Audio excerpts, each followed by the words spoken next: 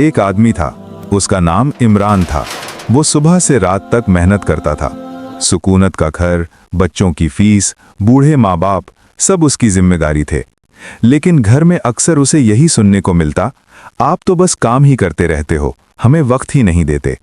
इमरान कुछ नहीं कहता था। वो अपनी थकन जेब में रखकर बस मुस्कुरा देता था। एक दिन अचानक इमरान बीमार हो गया। डॉक्टर ने कहा, 1 हफ्ता मुकम्मल आराम करो, काम बिल्कुल नहीं करना। पहले दिन सब ठीक लगा। दूसरे दिन घर का राशन खत्म हो गया। तीसरे दिन बिजली का बिल आ गया। चौथे दिन स्कूल से फोन आ गया।